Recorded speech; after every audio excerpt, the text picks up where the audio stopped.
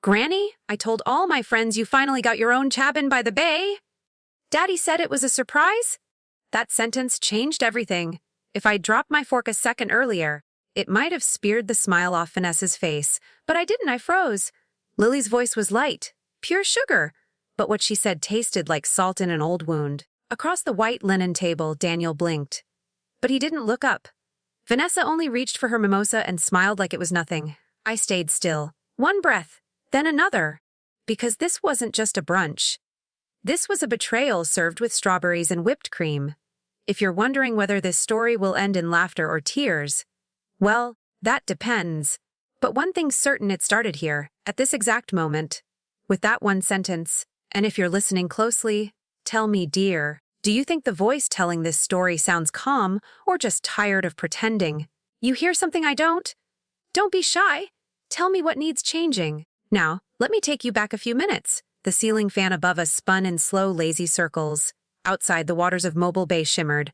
Ducks glided past the dock. Inside, the room was all southern elegance. Peach-colored walls, candles flickering on every table, and the scent of fried oysters dancing with lilac perfume.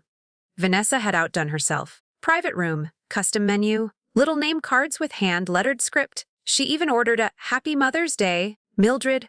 Cake, though I wasn't sure she remembered how to spell my name without help.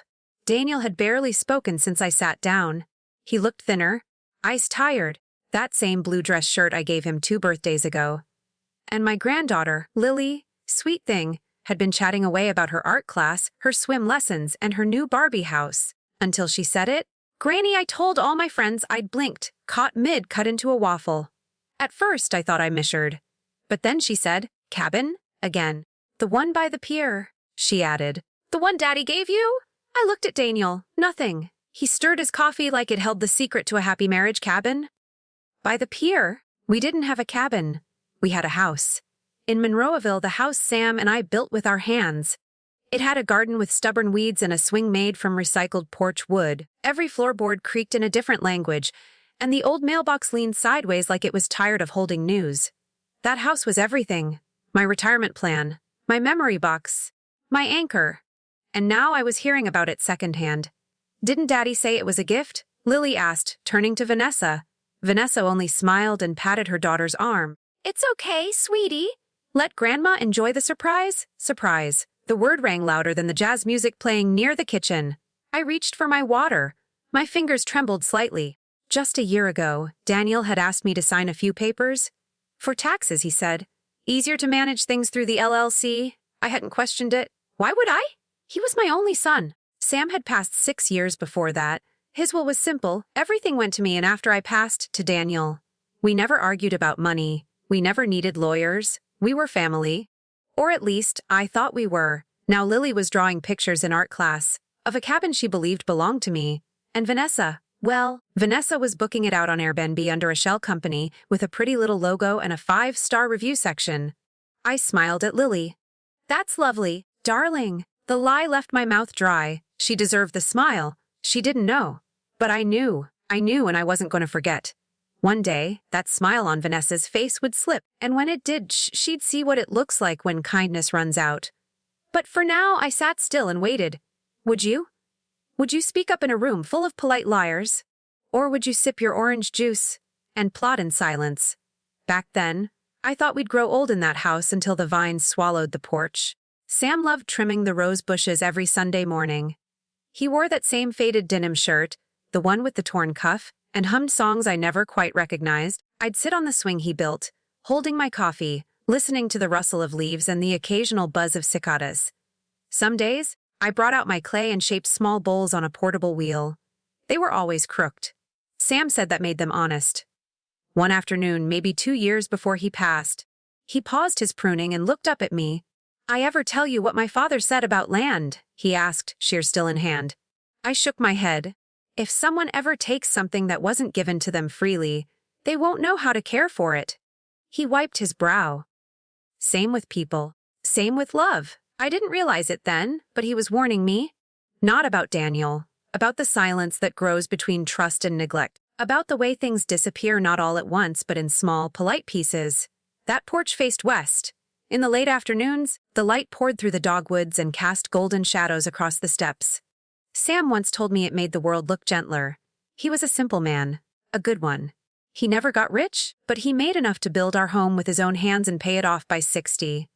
We had a rhythm. He gardened, I worked the kiln. He cooked, I cleaned. On cold nights, we played gin rummy with cinnamon tea. On warm ones, we lay on the grass and counted stars, pretending we didn't hear the neighbors fight. The last winter was the hardest. His hands trembled more. The coffee stayed half full. But his eyes, they never stopped looking for me. One night, when the power cut out during a storm, we sat by candlelight. He reached across the table and slid a folded letter toward me. "Read it when you need to remember," he said. I never opened that envelope. It's still in my drawer. Still sealed, still waiting. Daniel used to love the smell of wet clay. He'd sit beside me on the back porch, small hands smudged in gray, shaping what he called volcano cups. They were lumpy, lopsided, sometimes hollow all the way through. But every time I fired them in the kiln, he insisted they were masterpieces. "Grandpa says art doesn't have to be pretty," he told me once, age 7, cheeks dusty. Sam nodded from his rake. "It just has to be yours." We'd laugh, then eat sandwiches with too much mustard, picnic style on the grass. That was our rhythm, too. The last picnic we had together was on a Sunday before school started. Sam grilled. Daniel ran barefoot down to the creek, then came back soaked, grinning like the world had no edges. He told me, "When I grow up, I'll build you a house by the water, with a porch swing and a clay room." Promise. I never reminded him of that promise. People forget the things they say when they're 9. But I didn't. I remembered every word. Sometimes when I walked past the garden after Sam died, I could almost hear Daniel's laughter again, echoing in the hollows of those volcano cups he left behind. Now I lived in a second-floor unit above a pharmacy. The porch was narrow, the tiles chipped, no swing, no view. Just a dying fern in the corner and the buzz of HVAC vents from the bakery next door. The only thing that still smelled like home was the lavender sachet I kept in my drawer. And the letter, still sealed. Sometimes I wondered what it would say. Sam never liked long speeches. Maybe just one sentence. Maybe just, "Don't forget what's yours." Daniel hadn't spoken to me since the brunch. No follow-up call, no thank you, not even a text. Vanessa had sent me a digital photo of Lily's drawing. No message attached. I stared at it for 10 full minutes, zoomed in on the crayon lines. The swing was there. So was the chimney we built after the roof leak, even the garden path, crooked like Sam's gate in the last few years. It was unmistakably our house, but the name written on the mailbox in Lily's drawing wasn't mine. It just said, "The Sanders Cabin." A Vanessa's maiden name. That's when I knew. It wasn't just a house they took. It was the memory of who we were. And maybe that was the real theft. I hadn't planned to visit. But on Thursday, I baked lemon scones, Sam's old recipe, and wrapped them warm in a cloth-lined tin. My hands moved without asking permission. Muscle memory from a time when family visits meant joy, not calculation. Their house sat in a quiet cult. Sack-perfect hedges, matching shutters. A robin chirped from a dogwood as I climbed the front steps. The welcome mat was clean, too clean. It said, "Family first?" in cursive. I hesitated, then rang the bell. Vanessa opened the door. Hairpinned cardigan buttoned high, not a wrinkle in sight. "Oh," she said, blinking. We weren't expecting company. "I just stopped by. I had some scones," I said, lifting the tin. She didn't take them. Instead, she stepped aside with a sigh. "Daniel's on a call." I entered slowly. The air smelled like bergamot and glass cleaner. No photos, no toys, just white furniture and quiet. "I won't stay long," I said. She closed the door. Of course, we stood in the foyer, me with my tin, her with crossed arms. "How's Lily?" I asked. "At school," she replied. As if that explained everything, I glanced toward the hallway. It was silent. I could hear the faint tick of a wall clock. Daniel's voice came from behind a closed door, muffled, brisk. Focused, Vanessa tilted her head. "Was there something you needed?" I looked at her. Really looked. 12 years ago, she was nervous around me, asked questions, wanted recipes. Now her tone was iron beneath silk. "No," I said quietly. "Just wanted to see my son." She smiled without teeth. Then, eyes flicking toward the closed office door, she said, "You raised a son, Mildred." "Not a kingmaker?" I blinked. "What does that mean?" She shrugged. "You'll figure it out." My fingers tightened around the tin. Something bitter crawled up my throat. I swallowed it whole. Daniel didn't come out. She didn't offer tea. Or a seat. I stepped back toward the door. Tell Lily I said hi. I managed. Vanessa opened the door again. The afternoon sun hit her cheekbones just right, like a magazine ad. She didn't answer. I walked down the steps slowly. The robin had flown. In my car. The scones still sat untouched on the passenger seat. Steam fogged the inside of the tin. I kept both hands on the wheel before starting the engine. Just sat there, watching the clean welcome mat. Family first? That's what it said. But they hadn't meant me. I got home just after 4. The lemon scones were still warm, but I didn't touch them. I left the tin on the counter, kicked off my flats, and sank into the armchair by the window. Outside, the wind stirred a pink plastic bag that had caught on the fence. It flapped like it wanted to leave but didn't know how. I reached for my phone, not to call Daniel, just to look. I scrolled back, past a birthday emoji from Lily, a weather alert, a pharmacy reminder, until I found it. Can you help with rent? 3 years ago. A Tuesday. That's all he wrote? No, hi, Mom. No, sorry. Just that line. I remembered the day clearly. He'd sounded breathless on the phone. Said the startup was growing fast. Said Vanessa's job had paused.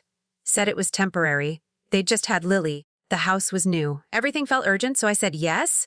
That week, I withdrew $28,000 from my retirement fund. No paperwork, no interest rate, no hesitation. Sam's old truck was still in the garage back then. I sold it 2 weeks later, told myself I didn't drive enough to keep it.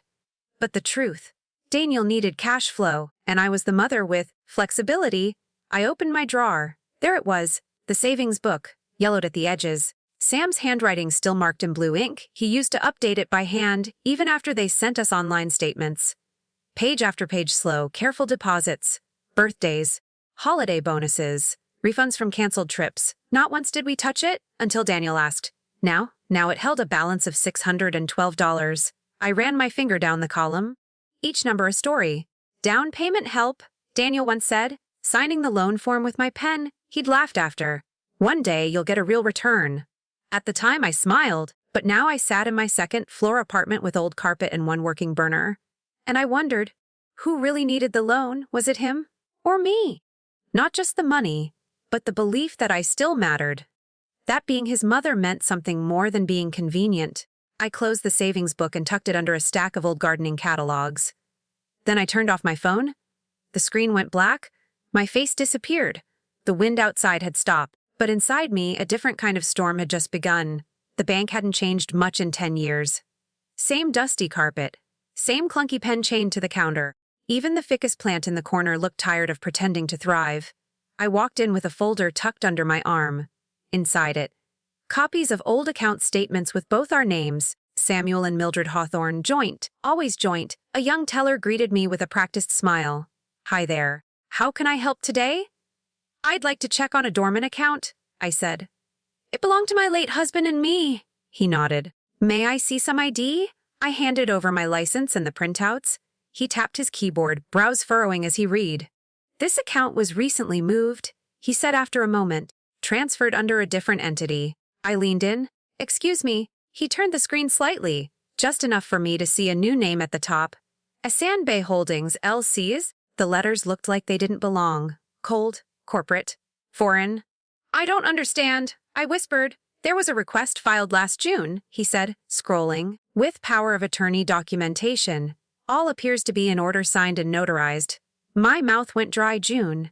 That was when Daniel came by with those forms. Said it was tax stuff, said it'd make everything easier. May I see the signature on file? I asked, voice thin. The teller hesitated, then turned the screen and it was my name, looped in my own familiar cursive. But beneath it, smaller text I hadn't seen before, was the legal description of transfer authority. I had signed it, but I hadn't read it. A pressure built behind my eyes. Not tears, not yet, just heat. The teller shifted in his chair. Is there a problem, Mum? No, I lied. I just didn't realize it had been finalized. He nodded politely, as if I'd said something about interest rates or weather. I gathered my folder, stood slowly, offered a smile that didn't reach my bones. Outside, the sun was too bright. The sidewalk shimmered, and a car alarm went off somewhere down the street. I didn't drive home right away. I sat in my car with the windows up, folder on my lap. Inside that folder were statements that still bore Sam's name. But in the bank's system, he was gone. And now, so was I. I watched people come and go through the glass doors. A mother with a stroller. A man in a suit. a teenager with headphones. They all looked like they belonged.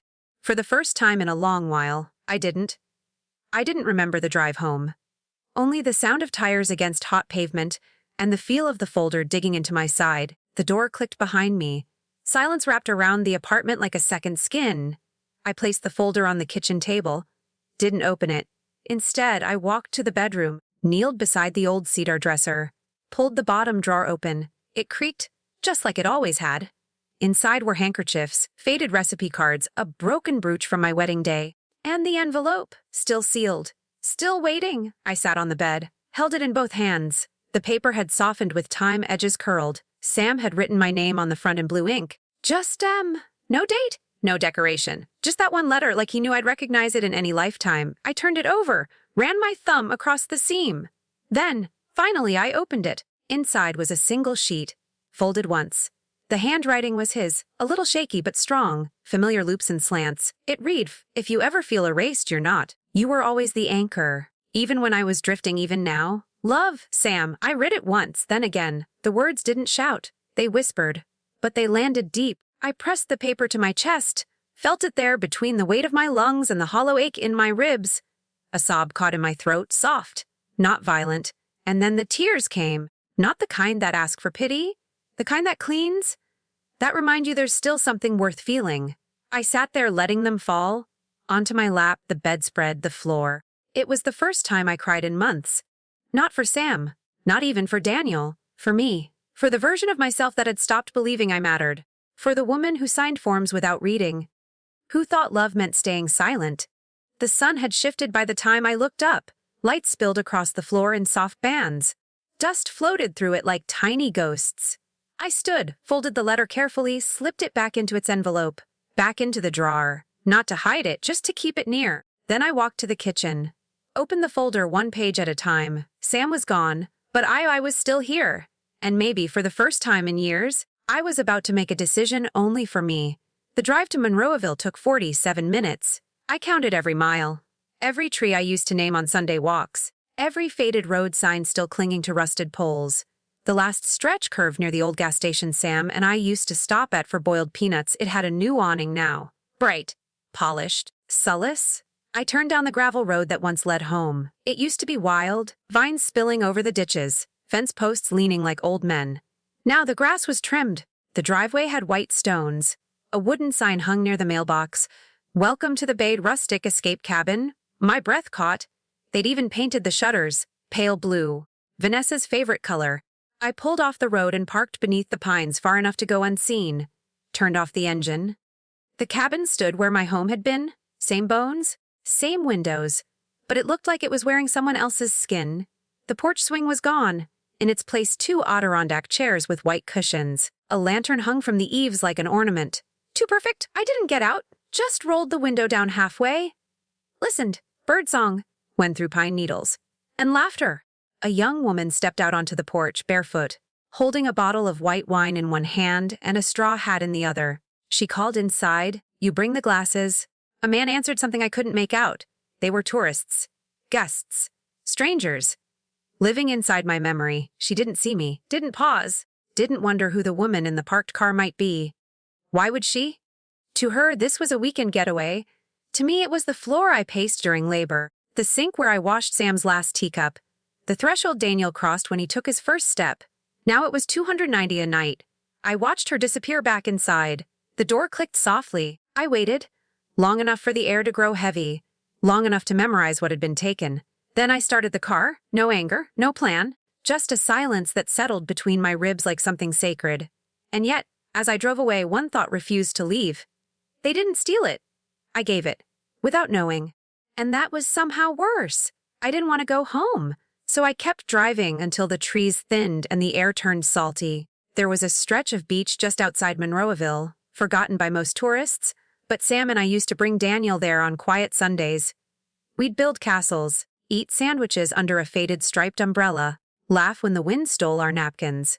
I parked beside the same crooked fence, now more rust than wood. The sand crunched beneath my shoes as I walked toward the water. Late afternoon. Low tide. The ocean pulling back like it didn't want to be touched. I sat on a driftwood log. No towel, just air salt, and the slow hush of waves kissing shore. I don't know how long I sat there. My hands rested in my lap. My eyes stared at nothing. Then, the tears came. Not suddenly, just slow. Heavy, no music, no memory triggering them, only the wave all I hadn't said. To Daniel Vanessa. To myself. They didn't steal it. I let them. That truth hit harder than I expected. I'd signed the forms. Smiled through the brunch, laughed when I should have asked questions. All because I believed silence was love. That selflessness meant surrender. A wave came higher than the last, soaking the hem of my skirt. I didn't move. Instead, I bent forward and picked up a shell near my foot. It was cracked down the center. Still beautiful. I turned it over in my palm, then pulled out the small notebook I kept in my purse, flipped to the last page. Wrote 5 words in pen. They didn't steal it. I let them. I stared at it. Then, beneath it, I added one more line. But maybe not every loss is my fault. The pen paused in my hand. The wind lifted a strand of my hair. The ocean kept breathing. That thought lingered, grew. How many times had I taken the blame just to keep peace? How many pieces of myself had I given away, thinking that's what mothers did? A child calls, and you come. A husband asks, and you give. The world takes, and you smile. But what happens when there's nothing left to give? I closed the notebook, slid the shell between its pages, stood up. The tide was shifting, higher now, stronger. I turned toward the car. There was sand on my ankles, salt on my lips, and something else in my chest. Not quite anger, not quite courage, but close. The invitation came by email. Subject line: Lily's 10th backyard picnic bash. No mention of me in the body. Just directions, dress code, and a smiling cartoon, son. I arrived 5 minutes early, holding a small box tied with blue ribbon. Inside, a lidded jar I had shaped and glazed myself. Pale pink with gold flecks, Lily's favorite colors. Their backyard had changed. New patio tiles, rental tents, a cotton candy machine whirred near the fence. Children ran barefoot. Women in pastel dresses laughed over drinks in stemless glasses. A playlist of bubblegum pop played too loud through rented speakers. No one looked at me. Vanessa spotted me from across the lawn. She offered a wave, small, 2 fingers. I waved back. Daniel stood near the grill, flipping hot dogs. He saw me, then turned away. I found an empty folding chair near the fence. Sat with the jar in my lap. Lily was by the swing set, wrapped in balloons and glitter. She saw me and lit up. Granny? She darted over, threw her arms around my waist. I hugged her tightly, pressed my lips to her forehead. I made you something, I whispered. Her eyes went wide. What is it? A surprise. After cake. She nodded solemnly, pink ribbons bouncing. The sun was sharp overhead. I smutted in cups. Children shrieked. Then Vanessa tapped a spoon against her winey glass. The room, or rather, the yard, quieted. She stood near the cake. Everyone, before we sing, I just want to thank you all for coming. A mild claps. She smiled, the kind that bared too many teeth. And of course, big thanks to my in-laws. Daniel and I couldn't have built this home without a little family help. Lauder. Daniel stared at the grill. Vanessa went on, and as for our birthday girl's Granny. Well, we all know Granny doesn't need any gifts. She paused, smirked. She already got a house. The laugh came slow, then faster. Scattered chuckles, then full laughter. I didn't move, didn't blink. The jar still sat in my lap, warm from the sun. Lily stood nearby, confused. Daniel didn't say a word. Vanessa raised her glass. To family, if you echoed. I looked at my son. He rubbed his temple. When Lily returned to my side, she slipped something into my hand. A small white envelope, handwritten. I wrote you something? She whispered.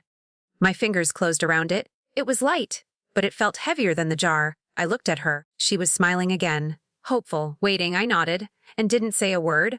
I left before the candles were lit. No one noticed. The jar was still in my lap. I hadn't moved it since the toast. Since Vanessa's voice cut through the lawn like a ribbon dipped in vinegar. The car door closed with a soft click. The engine turned over, and the world outside faded into motion blur. I didn't cry. Not on the drive. Not even when I passed the park where Lily and I once fed ducks together. But my chest ached. Not like pain, more like pressure. A fullness with nowhere to go. The sun was beginning to set when I got home. Long orange streaks stretched across the parking lot. My shadow followed me to the stairs, tall and quiet. Inside, I placed the jar on the windowsill. It caught the light just right, gold flecks dancing inside pink glaze like magic, like Lily had asked. Then I remembered the envelope. Still in my purse? Still waiting? I pulled it out, tore it open carefully, one sheet, folded in half, blue ink, slight smudges. Block letters, 10-year-old neatness. At the top, to Granny, my favorite hands. I sat down before I read. The poem was short. Only 6 lines. The granny's hands make warm things with bowls for cookies. Tea for bees. They hug me when I feel small. They fix my backpack zipper. They smell like cinnamon soap. Offer they are the best magic I know. My throat closed. I pressed the page to my chest, fingers curled around its edges. Then the tears came gentle, silent. They slid down my cheeks and onto my collarbone one by one as if timed by breath. It wasn't just the words. It was the fact that someone still saw me. Not as an account holder, not as a legal obstacle, not even as a mistake, but as magic. Her words were simple, but they made space in me. Like someone opened a window after years of stale air. The world hadn't changed. Vanessa still smirked somewhere. Daniel still looked away. The house was still rented out to strangers. But Lily had written me a truth that none of them could take. I stood up slowly, folded the poem back into its envelope, tucked it behind the sugar canister near the kettle, where good things belonged. The wind pressed against the windows, and for the first time in a long while, I let it in. Have you ever stood in a room full of people and felt utterly invisible? Tell me how you made it through. I waited until nightfall, not because of fear, but because some truths feel heavier under fluorescent light. The apartment was quiet, just the soft hum of the fridge. Outside, cicadas called from somewhere deep in the trees. I turned on the old laptop. It whirred like a tired breath. The screen flickered once, then steadied. I typed Monroe County Property Records, then search by owner. Click. I typed the Sandbay Holdings LLC. The result came fast. Parcel ID FUN 049132221. Property address has 16 Hearth Lane, Monroeville. AL owner Sandbay Holdings LLC. Legal representative Vanessa Griggs. My eyes didn't blink. But something inside me did. I clicked to view documents. A scanned PDF opened. Deed transfer, stamped, signed, notarized, date June 14th, exactly 1 week after Daniel handed me the tax form. I opened my drawer, pulled out the carbon copy I'd saved, just in case, same parcel number. I compared the two, side by side, pixel to paper. My name appeared on both, once as a signatory, the other as a former owner. They'd used my signature, not forged, worse. Earned, I'd given it willingly. Because I trusted my son, because I didn't think a form about streamlining assets could mean this. I printed the deed record. The paper came out warm. I held it like a verdict. The words were ordinary, legible, unassuming, but between each line I could hear something louder. They planned this. Every inch. The company was formed months earlier. A quiet LC filing, Vanessa as manager, Daniel unnamed. The cabin wasn't theirs. Not by memory, not by blight, but now legally it was. I traced the name of Griggs on the signature block. Not even Hawthorne. She didn't take my name, but she took everything else. The mouse clicked softly as I closed each tab. 1. Then 2. Then silence. I sat back, looked around the room. The lamp cast a golden pool across the kitchen floor. Outside, someone's TV flickered through blinds. I didn't cry, I didn't scream. I just sat. The paper still in my hand, the truth on the table. And for the first time, I knew exactly what they'd done. Not by accident, not by impulse. By design, I didn't sleep. I sat at the kitchen table, surrounded by pieces of paper that once meant nothing, and now meant everything.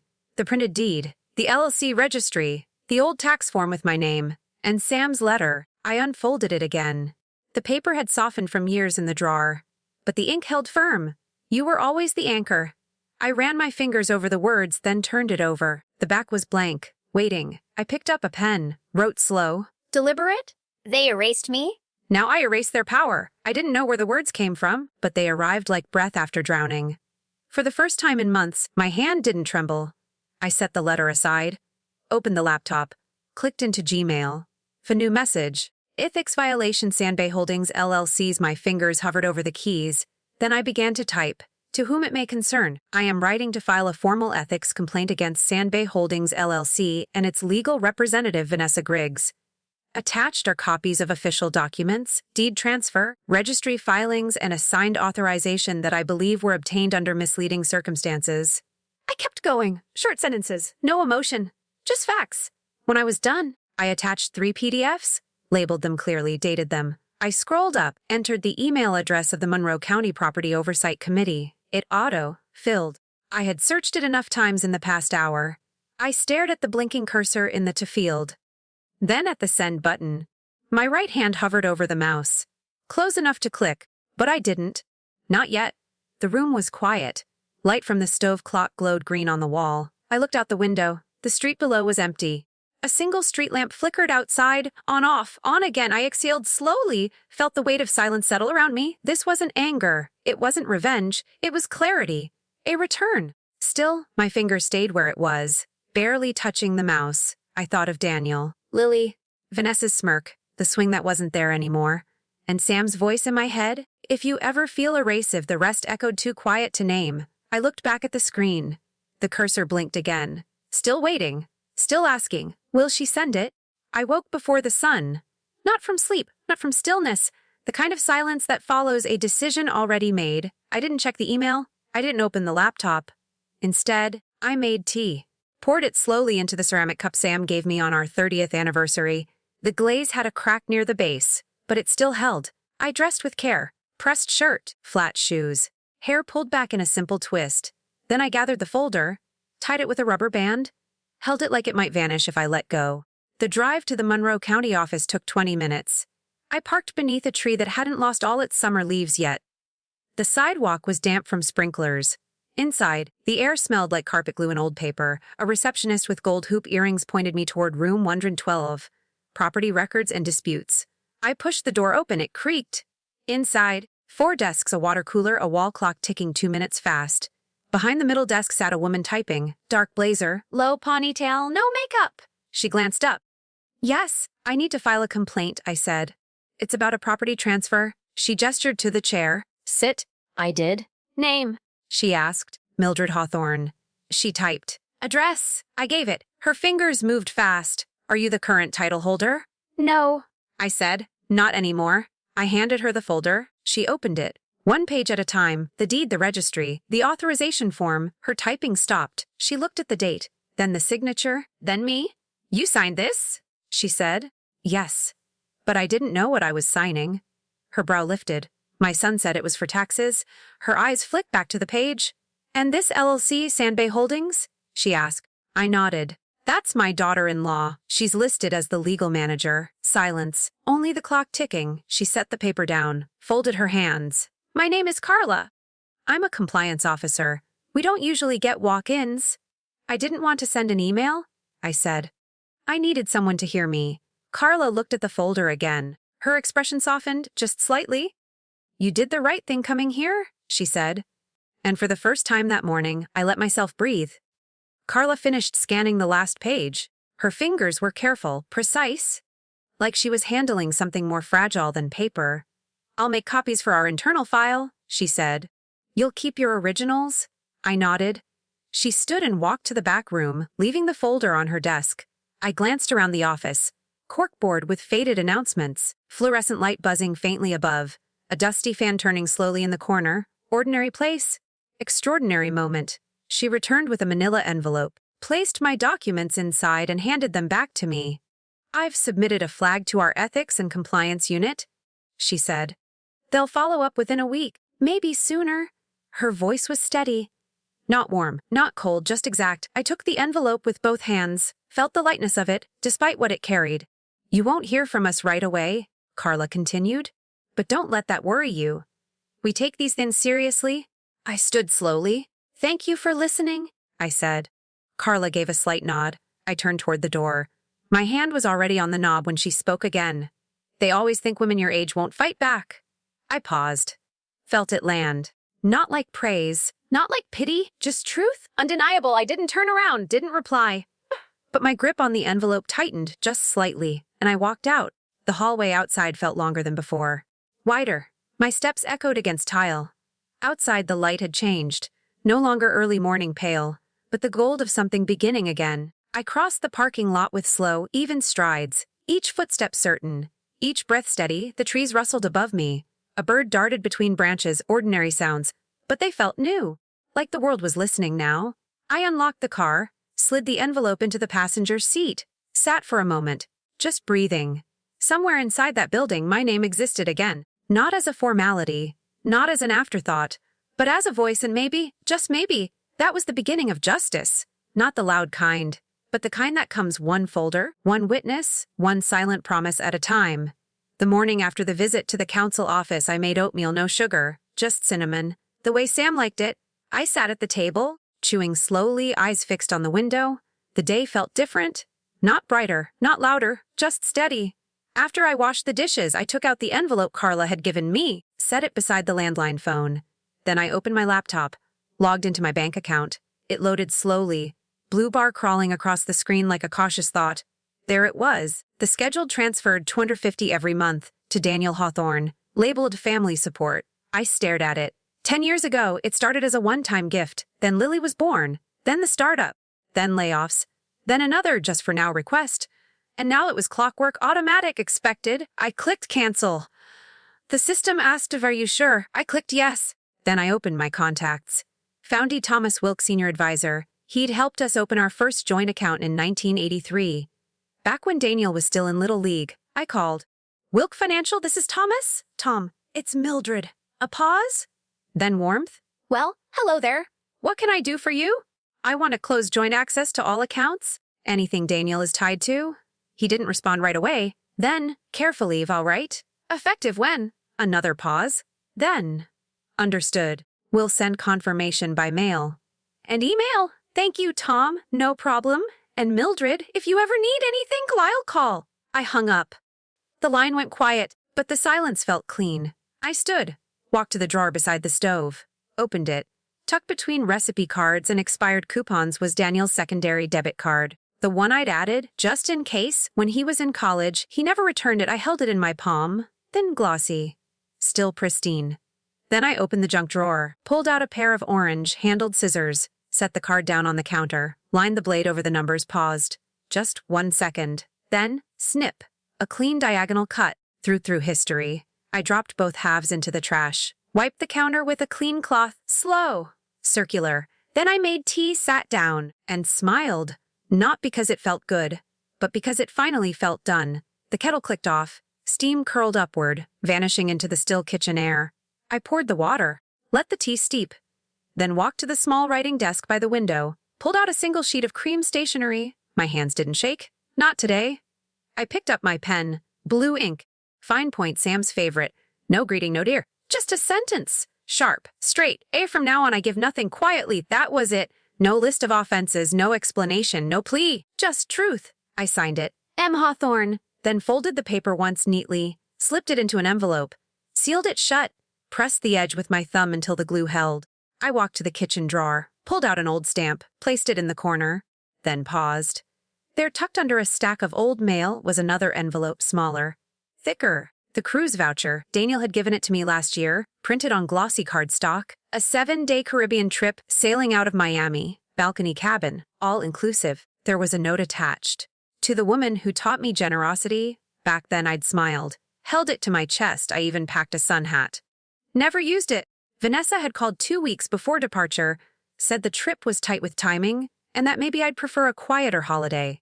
Alone, I didn't ask questions, didn't fight, just said thank you. Again now? I peeled the voucher from the envelope, looked at the print, bold navy letters, shiny gold border, empty promise. I picked up the scissors again. No hesitation this time. One clean cut. Then another. I dropped the pieces into the trash, on top of Daniel's split debit card. Then I placed the letter on the hallway table, ready for morning post. I returned to my desk, closed the laptop, turned off the lamp. The room dimmed, but it didn't feel dark. I stood a little straighter, rolled my shoulders once, and exhaled, long, low, even. Have you ever given too much in silence? Tell me what finally made you stop. The call came at 800-47M, not a second earlier, not a second late. The landline rang just once before I picked up. This is Mildred. A pause. Then's Hawthorne? My name is Andrea Keller. I'm a senior investigator with the Monroe County Oversight Committee. My fingers curled slightly around the receiver. The skin across my knuckles tightened. I didn't speak. Not yet, she continued, voice steady. We're initiating a formal review into the transfer of property at 16 Hearth Lane. The words hung there. Precise, unhurried, irrefutable. I looked toward the window. The sun was still low, gold light slanting across the countertop. Dust hovered in its path, soft as breath. I could hear Andrea breathing, not rushed, just present. I swallowed. My throat felt lined with linen, dry but not weak. I let the silence stretch, just for a moment, long enough to feel its weight press down, then lift slightly. I imagined her on the other end, clipboard in hand, waiting for the woman she assumed would stammer, hesitate. Fold. Then I said, I understand. I'm ready. A pause, she exhaled. We may contact you again for clarification, and if you receive communication from any party involved, we ask that you forward it to our office. I will, I replied, steady, no tremble, not even a crack. She thanked me. Didn't linger, didn't over-explain. The line went dead. I didn't move right away. Just let the receiver rest in my hand, warm from the call. That voice of those words, they hadn't brought relief. They hadn't brought fear either, just certainty. The kind that makes the air feel clean again. I stood, walked to the bookshelf, ran my fingers along the row of labeled folders, stopped at the one marked Hearth Lane 2024, took it down, held it with both hands like scripture, then brought it to the kitchen table. The surface still smelled faintly of lemon oil from yesterday's wipe down. I opened the flap, laid each page out one by one. Deed, email prints, Registry records, letter to Daniel, my name in ink. Their signatures. My silence turned into evidence. The morning light reached further across the room. It crawled up the folder's edge, lit up the date June 14. Outside, a breeze caught the wind chimes. They rang once. Clearf. I sat down, pressed my palms flat against the table, felt the grain of the wood, felt the weight return. But this time, I was ready to hold it. And then, quietly, I began to read. The email arrived just after lunch. Subject line, Hearth Lane transfer, no further action required. I opened it without hesitation. The sender, Levain and Brooks L. Pige, a name I recognized. Daniel had mentioned them once, during the refinancing of their kitchen. The message was short. Dear Ms. Hawthorne, as legal counsel for Mr. Daniel Hawthorne and Mrs. Vanessa Griggs, we wish to confirm that all matters regarding the transfer of property at 16 Hearth Lane were conducted transparently, with full consent and mutual understanding. Our clients maintain that the process was completed in good faith, and no further correspondence is deemed necessary at this time. I read it twice, once as a mother, once as a witness, then I hit print. The printer words slow and mechanical, each page sliding out like a quiet insult. I highlighted a single line in yellow, conducted transparently, with full consent. My signature had been real, but informed. No, I clipped the paper into the file marked Current Communications July. The yellow tab stuck out, bright as a bruise. I didn't respond, not out of fear, but because there was nothing left to explain. Outside, clouds drifted in, light faded across the countertop. I stood by the sink, watched the printer light blink off, then on, idle, waiting. Just like them, they wanted me to flinch, to retreat, to accept. But there are different kinds of silence. The kind born from shame, and the kind built from knowing. They thought I wouldn't notice the tone, that I'd read the phrase good faith and fold into relief. Grateful, maybe, that the fight had ended quietly. But the fight hadn't ended, it had only changed hands.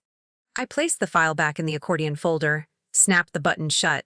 Outside, the streetlight flickered on, too early for dusk, but the season was shifting. I stood at the kitchen doorway, listened to the stillness, felt the letter behind me, the weight of it already fading. They thought silence meant surrender. It never did. The second call came 2 days later, mid-morning, just after I'd watered the plants. Same number, same official tone. I picked up on the second ring. This is Carla Wilkes from Monroe County. I remembered her voice, precise, no nonsense. But today, it carried something else. A quiet gravity. We're calling to inform you that a preliminary hearing has been scheduled regarding the Sandbay Holdings property transfer. I waited. The date is August 12th, 9:00 a.m., at the County Administrative Building, room 224. I didn't write it down. I didn't need to. I'll be there, I said. She paused, long enough that I thought the call had dropped. Then, softly, I hope they understand who they're dealing with. I didn't respond. There was nothing else to say. She thanked me again, politely, formally. The line clicked. Silence returned. I stood in the hallway for a full minute, not thinking, just letting the moment settle. Then I walked to the bathroom, turned on the light. The mirror flickered once before holding steady. I looked at myself. Really look. The creases around my mouth were deeper than they used to be. The lines near my eyes curved sharper. My shoulders sat slightly forward. A habit from years of shrinking into rooms. I touched the side of my neck. The skin was thinner, cooler, but my gaze held. Unflinching, I wasn't trying to feel strong. I didn't need to. Strength was no longer performance. It was stillness. It was knowing I'd been erased, yes. Stepped over, signed off, politely bypassed. But not anymore. This time they'd see me. Not as decoration, not as donor, but as owner, witness. Woman, the overhead light buzzed gently. A fly tapped at the window. I stepped back. Took one last look. I looked older. I looked I arrived at 8056, 4 minutes early. The building smelled like floor wax and government paper.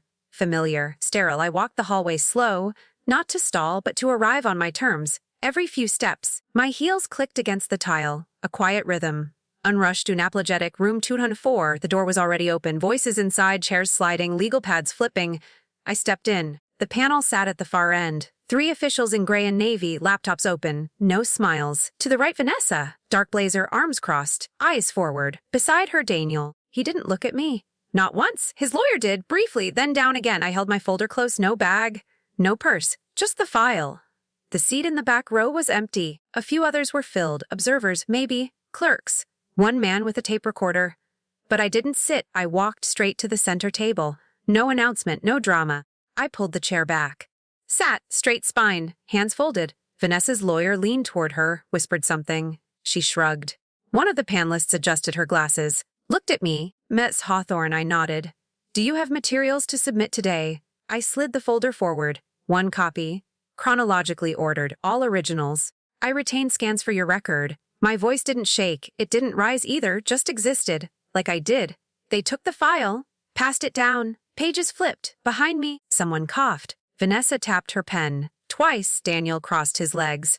Then uncrossed them. I watched the panel read. Line by line, no reactions. Just the sound of paper moving, and the occasional scratch of a pen. I didn't rush, I didn't fidget, I simply sat present. I had no prepared statement, no speech, only the truth in print, in posture, in presence. And in that moment, I understood something I hadn't before. You don't have to shout to be heard. You just have to be undeniable. The room was still. No gavel, no raised voices, only the rustle of legal paper and the kind of waiting that settles in your spine. One of the panelists leaned forward. A woman, early 60s, gray bun, thin, rimmed glasses. Her voice was precise. Measured, not unkind. Miss Hawthorne? She said. At the time of the transfer, did you understand the nature of what you were signing?